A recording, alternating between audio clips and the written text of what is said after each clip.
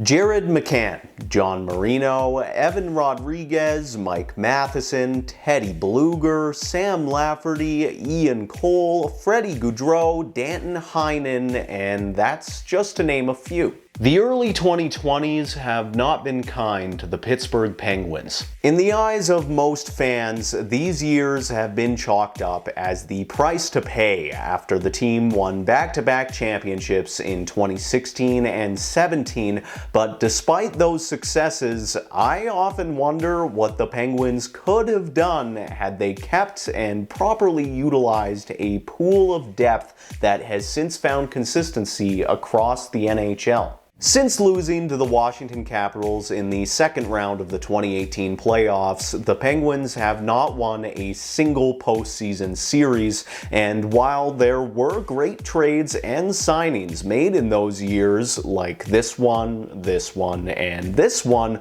they were ultimately squandered in the seasons that followed. Jared McCann has become a ballpark 30-goal scorer since Ron Hextall opted for Jeff Carter instead. Evan Rodriguez has maintained the consistency he showed in his final season with the Penguins, fitting in on some of the league's best teams. Mike Matheson has proven his ability as an elite offensive defenseman. Sam Lafferty has established himself as a certified bottom six forward. John Marino continues to be a top four defenseman, and Teddy Blueger has cemented himself as the Vancouver Canucks' third-line center. Some of these moves were a matter of bad luck, and even the coaching staff is deserving of some blame, but Ron Hextall ultimately destroyed this team. In just 2 years at the helm of the Penguins, he prioritized experience over youth. Instead of rewarding young developing players with contracts, he opted for veteran leadership regardless of the contracts they carried, and even when he did acquire youth, the players barely saw a shot in the NHL. So in this video, we're going to revisit his tenure at the helm of the Penguins and assess the extent of his damage. I just hope that we learn from this. Hextall took the reins from Jimmy Rutherford on February 9th of 2021, with Brian Burke slotting in as president of hockey operations. His first move as the Pens GM came on April 12th of that year when he acquired veteran center Jeff Carter at 50% salary retention in exchange for 2 third-round picks. Carter made an immediate impact with the Penguins, scoring 9 goals in 14 games, as well as 4 goals in the Stanley Cup playoffs, but the Penguins were ultimately ousted at the hands of the New York Islanders, bringing the season to a close. In retrospect, there's an argument to be made in this being Hextall's best piece of work, but Carter's reputation would ultimately be tarnished by a future contract extension, which we'll get to later in this video. Sticking to our timeline, Hextall's next move came on July 17th of 2021 when he traded Jared McCann for Philip Hallander. McCann was fresh from a breakout season with the Pens, scoring 32 points in 43 games, and still had one more season on a cap-friendly contract, but with a looming expansion draft, he wasn't in Hextall's long-term plans. At Hex's directive, the Penguins opted to protect Jeff Carter and Kasperi Kapanen over Jared McCann, and those were both huge mistakes. But moving on, the 2021 offseason was filled with re-signings and new additions, but the team's most notable transactions came in Danton Heinen and Brock McGinn. McGinn was signed to a 4-year contract with a $2.75 million cap hit, and that was also a bad decision. Heinen was meanwhile inked to a 1-year deal, and despite criticisms over his inconsistencies, he did contribute offensively for that one season. Skipping ahead to 2021-2022, Hextall's first significant move came in the form of a trade when he shipped Sam Lafferty to the Blackhawks in exchange for Alex Nylander. Lafferty would become a useful depth piece in the NHL, while Nylander would stall out under Mike Sullivan. Later that same month, Hextall signed 37-year-old Jeff Carter to a 2-year contract extension, and while Big Jeff was in the midst of another productive season with the Pens at $3.1 million, this would become another massive mistake. Jumping to March of 2022, the Penguins acquired Rickard Rakell in exchange for Zach Aston Reese, Dominic Simon, and a second-round pick. At face value, the deal wasn't bad, but as with Jeff Carter, a future contract renewal would warp our perception of the deal. Skipping ahead another few months, after going up 3-1 in the opening round of the Stanley Cup playoffs, the Penguins would blow their lead, losing in overtime of Game 7 to the New York Rangers. Now Panarin moves in, he shoots, he scores! He scores! Rangers win! It was devastating, but despite the disappointments, there were still positives to take away from the season.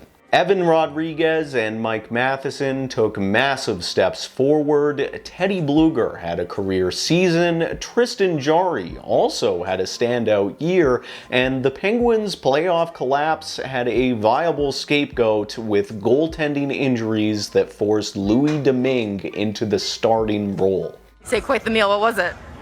Some spicy pork and broccoli.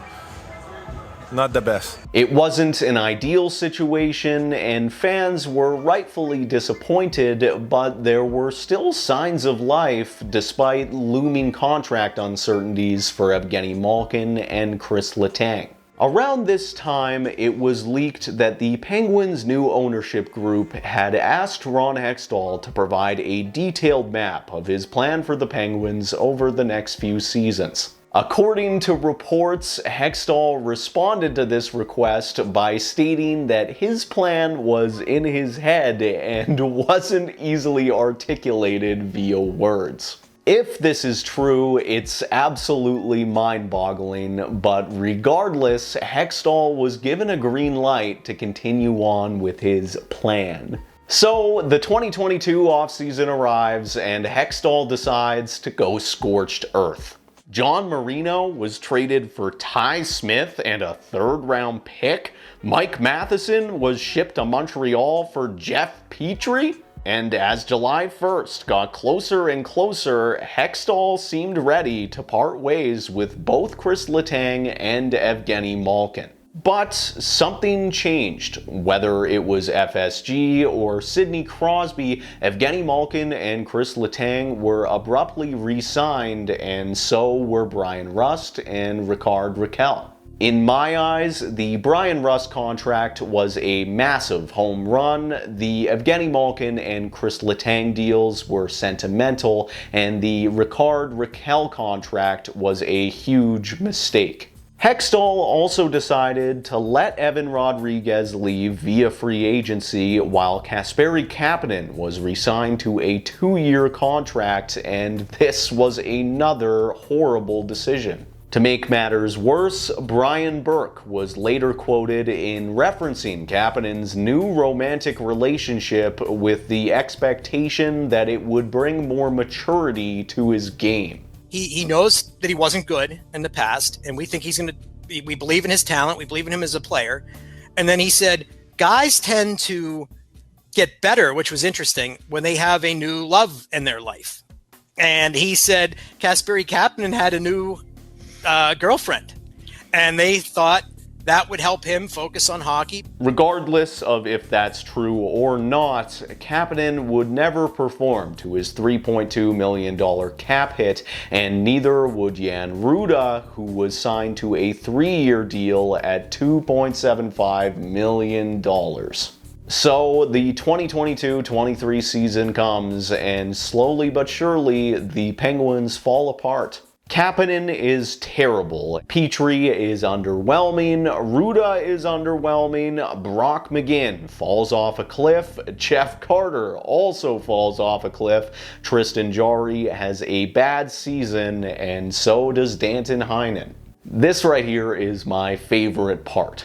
In attempt to revive the season leading into the trade deadline, Hextall acquires 32-year-old Michael Granlund, who has 2 years remaining at $5 million in exchange for a third-round draft pick. There's no salary retention in that deal. They acquire the whole thing, and to go along with that, Hextall also acquires 34-year-old Nick Bonino, as well as 31-year-old Dmitry Kulikov.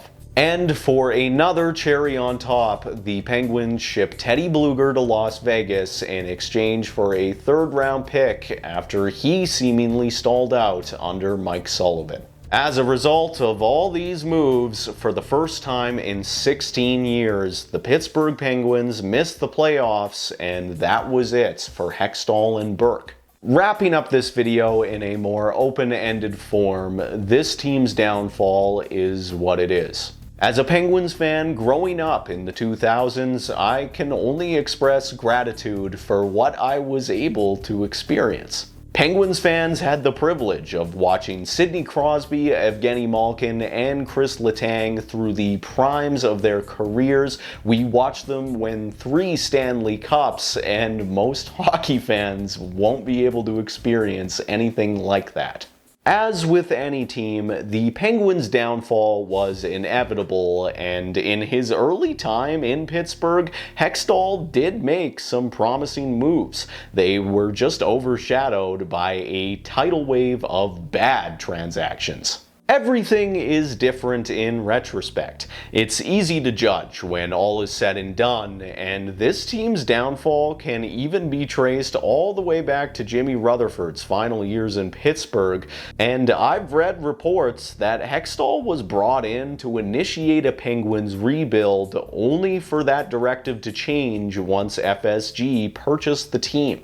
If that was the case, previous ownership also deserves some significant blame. But man, if Hextall was attempting to initiate some kind of rebuild, what the fuck was he thinking?